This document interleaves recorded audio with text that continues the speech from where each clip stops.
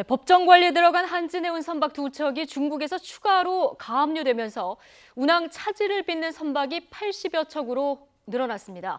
한진그룹은 조양호 회장의 사죄를 포함한 1,000억 원을 투입하기로 했지만 피해를 막기는 역부족인 상황입니다. 취재기자 연결해보겠습니다. 이정미 기자. 네, 경제부입니다. 예, 모레쯤이면은 이제 한진해운의 운항이 거의 중단될 거다 이런 예상도 나왔었는데요. 중국에서 선박이 추가로 가압류됐다면서요. 네, 그렇습니다. 앞서 싱가포르에서 한 척이 가압류됐었는데요. 중국에서 추가로 두 척이 가압류되면서 가압류된 선박이 세 척으로 늘어났습니다. 이것을 포함해서 전 세계적으로 운항 차질을 빚는 한진해운의 선박도 80여 척으로 늘어났습니다. 컨테이너선과 벌크선을 포함한 건데요. 한진해운 선박이 140여 척이니까 이제 거의 60%에 육박하는 선박이 멈춰선 겁니다.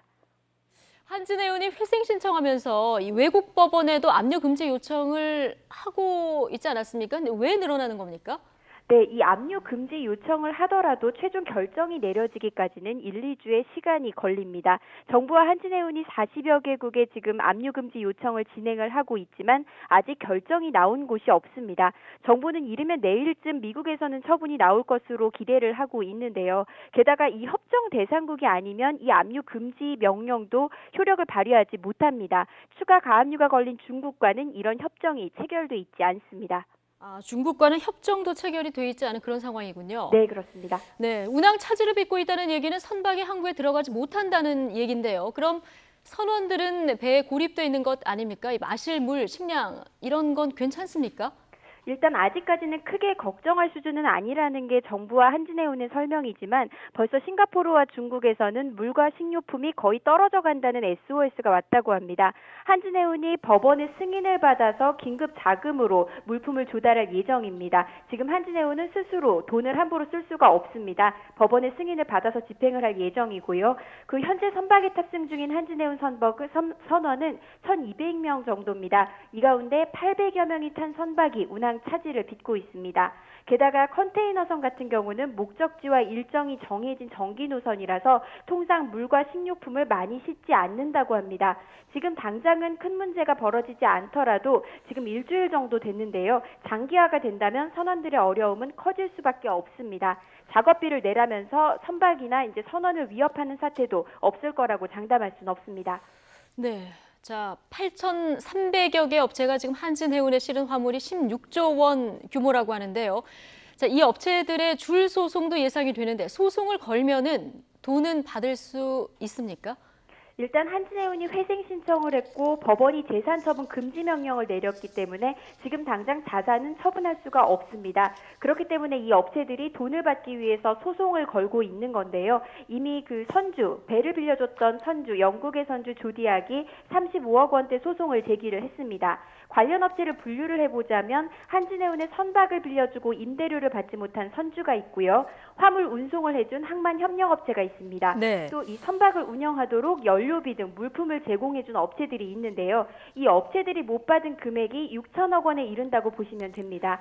이 한진해운이 회생 절차를 통해서 살아난다면 그리고 이제 기업이 좀 더 활성화가 된다면 나중에라도 어떻게 받을 방법이 있겠지만 만약에 청산 수순으로 가게 된다면 이 회사가 분해되면서 그 처리 금액을 나눠가는 형태가 될 겁니다. 결국 못 받을 가능성이 크다고 봐야 합니다. 그렇군요. 자, 당장 한진해운에는 돈이 없다는 건데요. 실린 화물은 내려야 하지 않겠습니까? 자, 임종룡 금융위원장이 화물을 실었으면 책임을 져라 이렇게 말하는 것도 그런 맥락으로 보이는데 한진그룹 일단 1,000억 원을 마련하겠다 이렇게 입장을 밝혔어요. 네, 한 1시간 전쯤 나온 입장입니다. 예. 한진그룹이 오늘 오전에 1,000억 원을 마련하겠다고 공식적으로 인정을 했는데요. 여기에는 조양호 한진그룹 회장의 사재 400억 원도 포함이 돼 있습니다. 1,000억 가운데 400억 원은 사재고요. 나머지 600억 원은 해외 터미널과 채권을 담보로 빌려서 제공을 하겠다는 겁니다. 법원에서 일단 화물을 내리는데 드는 비용이 1,200억 원 정도로 추산을 했었거든요. 예. 그렇기 때문에 이 돈이면 일단 운항 차질을 빚는 선박에서 화물을 내릴 수는 있을 겁니다. 하지만 이 내린 화물을 목적지까지 옮겨야겠죠. 이 목적지까지 옮기는 데 드는 비용은 포함이 되지 않았습니다. 이렇게 운송 차질을 빚게 되면 이 업체들은 손해배상 소송을 걸 수가 있는데요. 이 네. 보상도 받을 수 있을지는 알 수 없는 상황입니다. 그러면 이후 대책은 어떻게 마련을 해야 되는 겁니까? 사실 지금으로서는 일단 정부가 외국 정부에 압류 금지 요청을 하고 한진그룹 돈으로 화물을 내리기로 한 게 지금으로서는 최선이라고 볼 수 있습니다. 이렇게 해야 선원의 안전도 보장할 수 있고 업체들의 피해도 조금이나마 줄일 수 있기 때문입니다. 이 한 기업이 무너지면 그것도 이제 국내 해운업계 1위 기업 아니겠습니까? 예. 그 세계 7위의 기업이 무너지면 피해를 보는 건 어쩔 수 없는 일입니다. 그 신용평가기관 피치에서는 채권단이 돈을 더 투입하지 않은 게 옳은 결정이었다고 평가하기도 했거든요. 이 어느 쪽이 옳았는지는 사실 지금 판단하기는 어렵습니다.